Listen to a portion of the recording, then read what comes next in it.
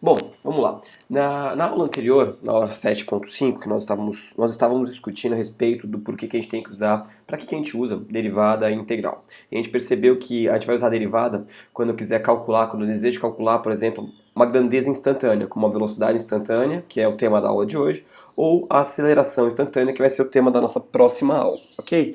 Então, para ilustrar esse processo, eu só vou trazer a problemática e a seguir eu vou trazer a formulação matemática de forma mais simples, tá? Pela regra, pela definição, não desenvolver todo o cálculo matemático. Então, o objetivo dessa aula não é pegar o formalismo matemático de como que se calcula a derivada, né? A gente vai pegar uma regra prática para isso, ok? Para isso, eu vou trazer um exemplo para a gente aqui, para a gente começar a pensar um pouquinho sobre ele. Então, eu quero que você represente na sua cabeça a história que eu vou desenhar nesse gráfico aqui, certo? E esse gráfico vai mostrar para a gente como que a velocidade de um carro, vamos imaginar a velocidade de um carro, tá? A velocidade de um carro vai estar variando em função do tempo. Então, eu quero que você imagine que a gente vai ter uma viagem, certo? E nós vamos percorrer uma certa distância nessa viagem, por exemplo, uma distância de 100 km.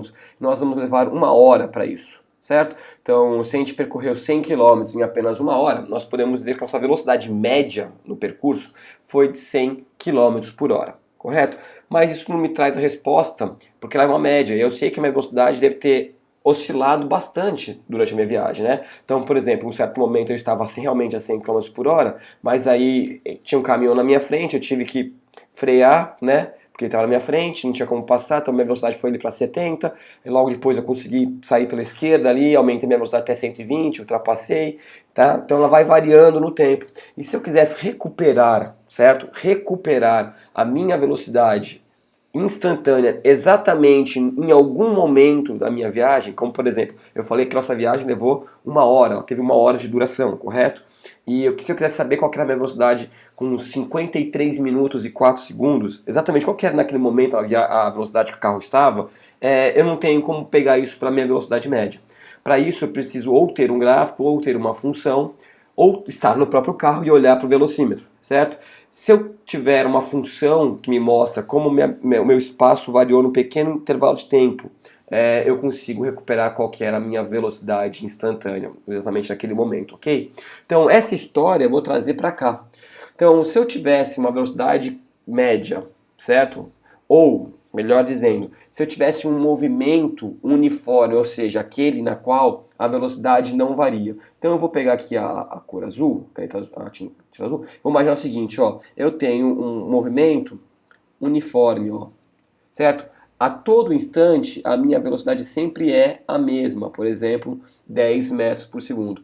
Para qualquer intervalo de tempo, se eu pegar esse intervalo de tempo aqui, ó, que eu vou chamar de T1, eu teria essa velocidade, que é de 10 metros por segundo. Se eu pegasse um outro intervalo de tempo, ó, T2, eu teria também 10 metros por segundo. Se eu pegasse um terceiro intervalo de tempo aqui, ó, um T3, não importa qual o valor dele, né, 1, 2 ou 3 segundos, tanto faz, eu teria a mesma velocidade. Ou seja, aqui eu tenho que a minha velocidade média é a minha própria velocidade instantânea, porque a minha velocidade não variou. A minha aceleração, portanto, é zero.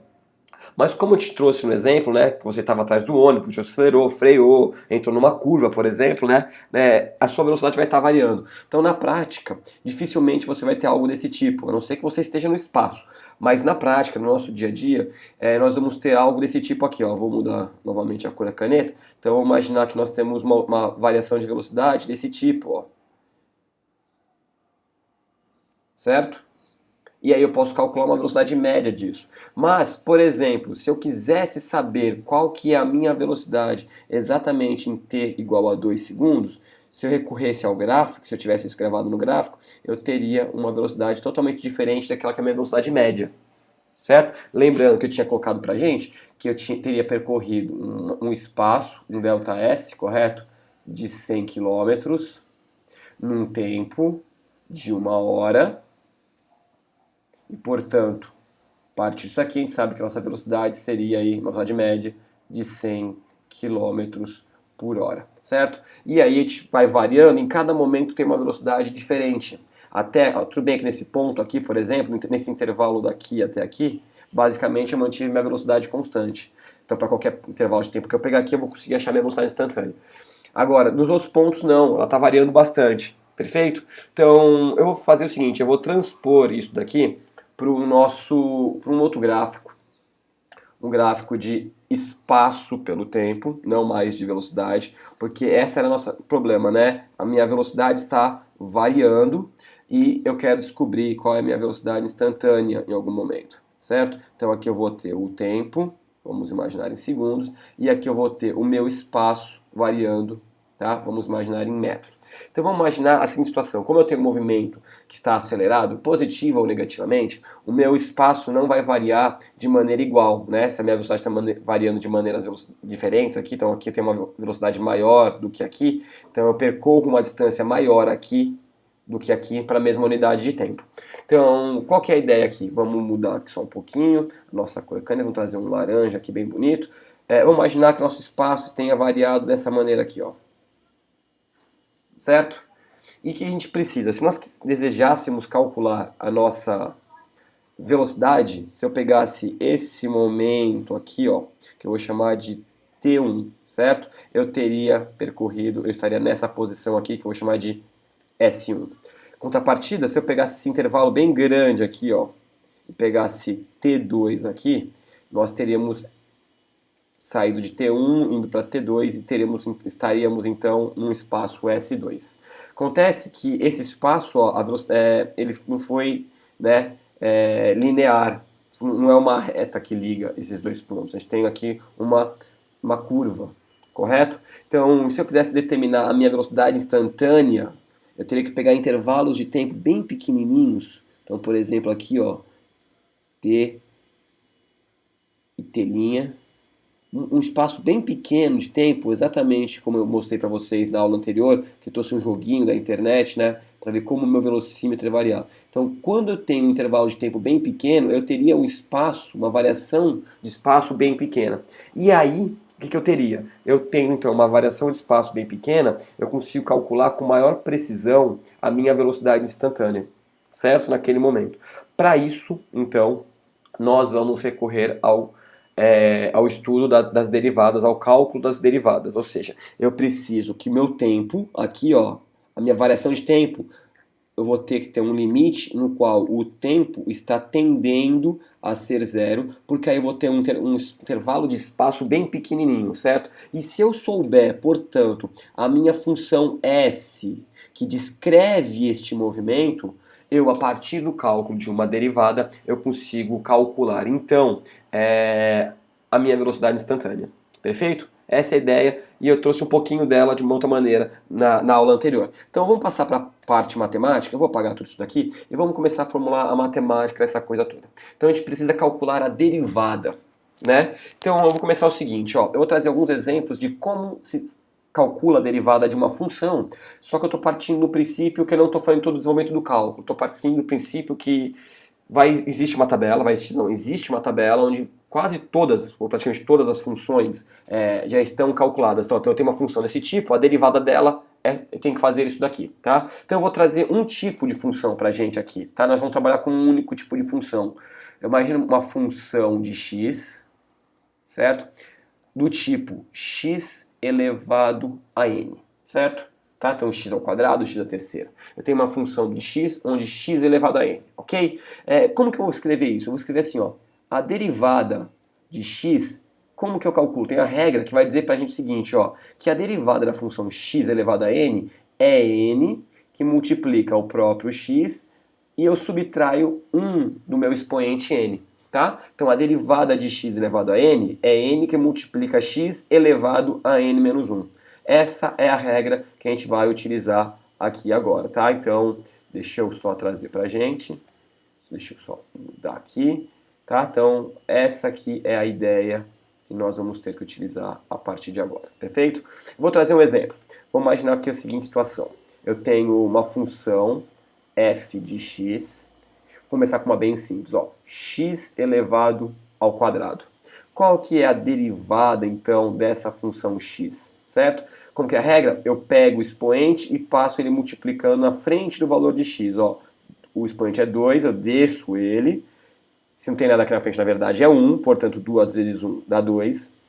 pego o meu valor de x e vou pegar o meu expoente e vou subtrair 1 dele. Então, 2x, 2 menos 1 vai dar 1, certo? Então, a minha função x ao quadrado vai ter uma derivada de x 2x. Por quê? Porque x elevado à primeira, eu não preciso representar aquele primeira, eu posso apagar aqui, ó. Então, derivada de x ao quadrado é 2x. Ok? Perfeito? Vamos fazer mais uma aqui, ó. Vamos fazer essa aqui, ó. Imagina que eu tenho uma função do seguinte tipo. Função de x igual a 3x à quinta. Correto? Qual que é a derivada dessa função x, certo? Pegamos o expoente e multiplicamos ele aqui. Ó, vou fazer passo a passo esse. 3 vezes 5, x elevado a 5 menos 1. Correto? Então, derivada de x vai ser 3 vezes 5, 15. X elevado a 5 menos 1, quarta. Bem facinho essa regra, né? Vamos trazer mais uma aqui? Vamos trazer uma pouquinho maior, ó. Função de x. Vamos imaginar ela um pouquinho maior aqui ainda, ó. 2x à terceira mais 2x ao quadrado menos 3x mais 8. Imagina que eu tenho essa função, bem grandinha. Então eu tenho as parciais dela. Tenho essa x à terceira, tenho essa x ao quadrado, tenho essa x à primeira e essa sem x. Como que é, então, a minha derivada dessa função? Eu vou fazer pelas parciais, faço passo a passo. Então 3 vezes 2, 6, x, subtraio 1 do expoente, portanto fica 2. Sinalzinho de soma, mais 2 vezes 2, 4, que multiplica x, subtraio 1 daqui, portanto vai me dar quanto? 2 menos 1 dá 1, x a primeira, não preciso mostrar que tem 1 aqui, ok? Menos, o que eu tenho aqui? 1, na verdade, se eu não mostro nada, eu sei que tem o valor 1. 1 vezes 3, 3. X, 1 elevado a 1 menos 1. 1 menos 1 vai dar 0. Então, x vai ficar elevado a 0. Qualquer coisa, por exemplo, x elevado a 0, qualquer coisa elevado a 0 dá 1. Então, vai ficar 3 vezes 1, portanto, é 3. Mais 8. Mais 8 não tem uma derivada. Por quê? Você não tem a variável x, então o 8 não varia. Então, ele não varia na nossa função, portanto, não se aplica a derivada a ele. Então, a derivada da função 2x à terceira mais 2x ao quadrado menos 3x mais 8. A derivada dessa função vai ser x ao quadrado mais 4x menos 3, ok? Essa é a regrinha que a gente vai utilizar, certo? Então vamos voltar para a física agora. Vou sair um pouquinho da matemática pura. Eu vou aplicar isso em um ponto físico, um aspecto físico. Vamos imaginar então que eu tenho um móvel, um móvel que se desloca de acordo com a seguinte função horária do movimento, ó, S igual a 3t quadrado menos 2t mais 5, beleza? Tá? Essa é a função horária que descreve o movimento deste móvel. E eu desejo saber, ó, qual que é a velocidade instantânea dele quando esse móvel já se deslocou e está no terceiro segundo, vamos mais assim, ó, tá? Eu não quero calcular de 0 a 3. Ele começou a se deslocar, eu abri meu cronômetro, ele está se deslocando de acordo com essa função, e quando meu cronômetro marcar 3 segundos, eu devo saber exatamente qual é a velocidade dele nesse momento. Então é muito importante a gente separar essas coisas. Eu não estou calculando a velocidade média entre 0 e 3. Eu quero saber qual é a velocidade quando o tempo for exatamente 3 segundos. Certo? Então eu quero calcular a velocidade instantânea, portanto, o que nós vamos fazer? O que a gente sabe? A gente sabe que velocidade é igual à variação do espaço na variação do tempo, correto? E a gente pode, a partir de agora, começar a reescrever isso de uma outra maneira. A nossa velocidade instantânea vai ser a derivada da função do espaço no tempo, quando o tempo tende a 0, certo? Tá? Então eu não vou mais pegar uma variação do espaço. Eu vou pegar um tempo que está tendendo a 0, tá? Então o meu tempo tende a ser 0 segundo, tá? E eu vou calcular então a derivada, porque a derivada vai fazer exatamente isso, né? Ela vai pegar o menor tempo possível, tendendo a 0, então ele vai ter percorrido um espacinho bem pequenininho, e a partir disso daí, quando tem um espaço bem pequeno para um tempo menor ainda, eu tenho então algo que é instantâneo. Então o que eu tenho que fazer aqui? Eu tenho que calcular, isso aqui está tendendo a zero, portanto a minha velocidade eu tenho que pegar a função horária do movimento, que é essa função s, e tenho que fazer, tenho que calcular a derivada dela.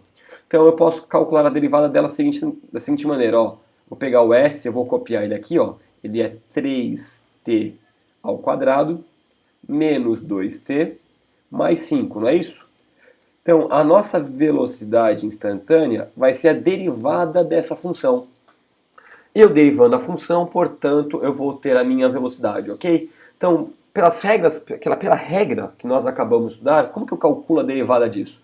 Eu multiplico o expoente, não é isso? Desço o expoente multiplicando aqui na frente, 3 vezes 2, vou até fazer de forma direta, 6. E subtraio 1 do meu expoente. 2 menos 1 é 1, não preciso mostrar aqui, ok? Menos,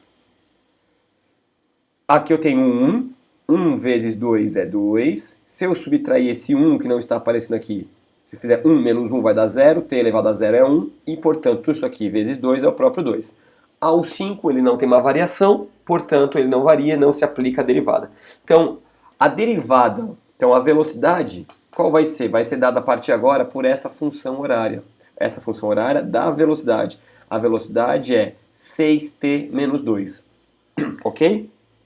Então, para qualquer tempo, agora eu posso calcular a minha velocidade instantânea. Eu não desejava calcular a minha velocidade instantânea para t igual a 3 segundos, portanto, a minha velocidade quando t igual a 3 segundos vai ser 6 vezes 3 segundos menos 2. Portanto, a velocidade instantânea nesses 3 segundos, né, não de 0 a 3, mas nesse momento 3 segundos, vai ser 6 vezes 3, 18, 18 menos 2, 16 metros por segundo.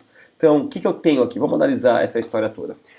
Eu sei, então, que esses 16 metros por segundo não é uma velocidade média. Ele é exatamente a velocidade em que o móvel, imagina o carro, estava depois de 3 segundos de movimento. Ele saiu do zero, a velocidade dele começou a aumentar, e quando tinha exatamente 3 segundos de tempo que ele estava se deslocando, a velocidade dele, você olhou lá no velocímetro, seria de 16 metros por segundo. Perfeito?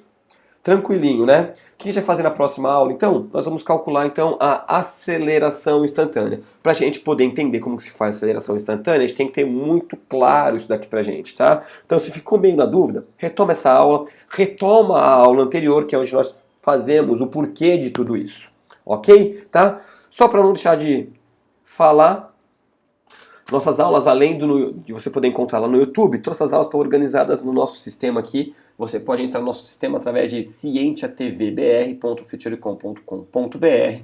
Temos um menuzinho aqui, ó que bonito. Todas as aulas organizadas aqui.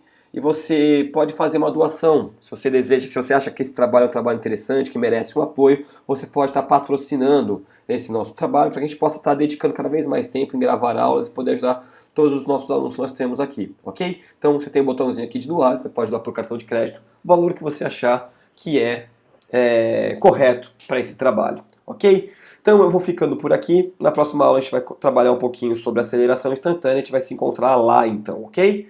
Um grande abraço!